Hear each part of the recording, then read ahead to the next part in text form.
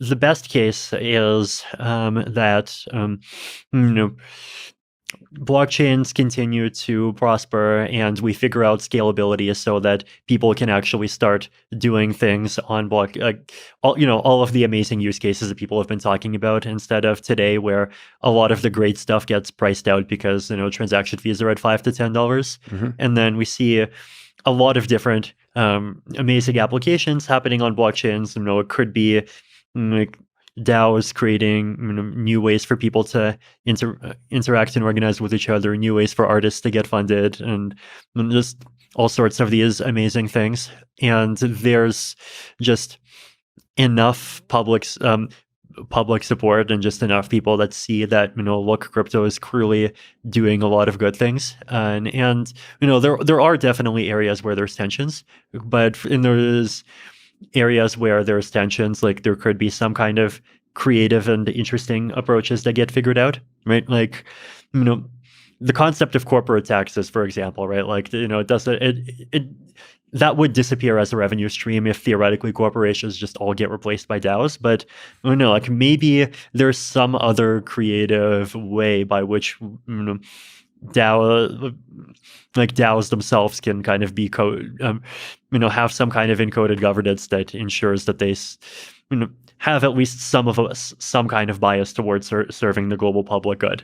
And maybe it does enough of DAOs can do enough of that people are happy with it. And there are going to be things that people are unhappy about. There's always going to be the people that wants to surveil everyone. But if on the kind of effect of crypto from just empowering people is greater than that, and greater than that in a way that people can just easily see, then that would be a good scenario, right? And we'll just become kind of incorporated and accepted the same way as happened with the internet. But the worst case scenario would, of course, be just like people suddenly, flipping and going into moral panic mode and just, oh my God, like this technology is used by insert bad group of the day.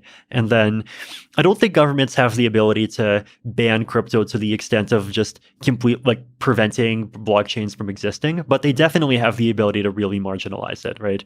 Like if you just ban all exchanges, and ban all links from the fiat ecosystem to crypto, and you ban all kind of mainstream employers from accepting or paying in cryptocurrency, then you can successfully turn it into a fairly kind of niche countercultural thing that has much less impact than it otherwise would.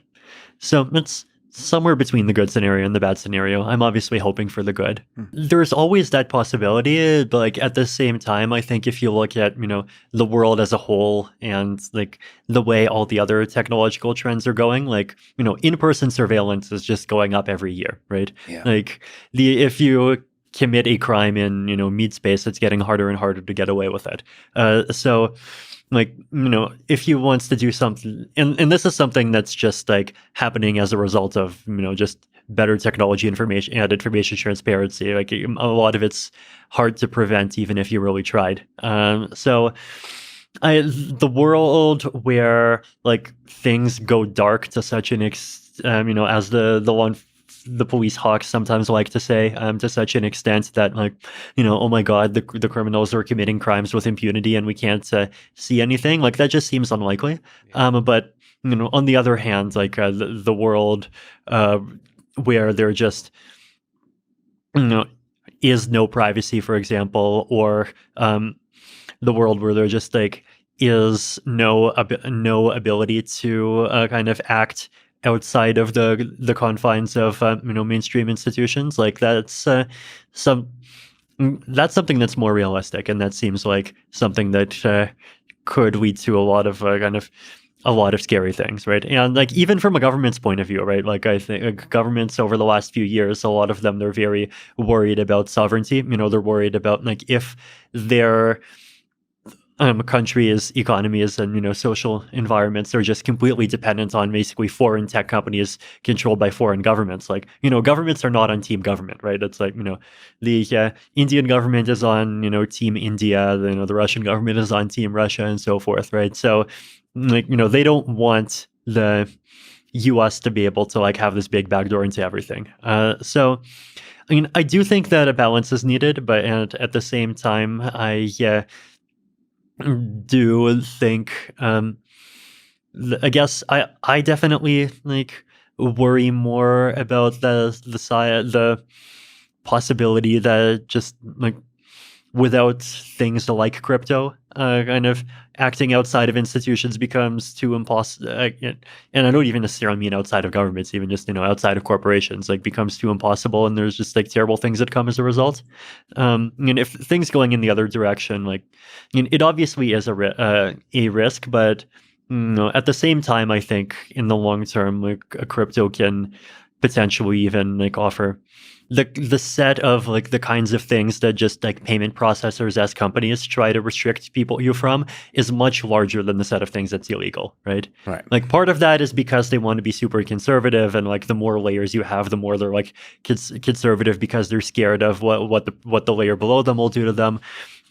Sometimes they have their own, moral opinions of various kinds. Like, they go after lots of people, right? Like they make life really hard for, like sex workers, for example, like, psychedelics, as you mentioned. There's a lot of activity, even including stuff that is totally legal, that just, there's this like, shadow like PayPal credit card government or whatever you want to call it. And that makes it just hard to participate in this stuff. So I think like reducing the number of intermediaries is definitely normally a good thing.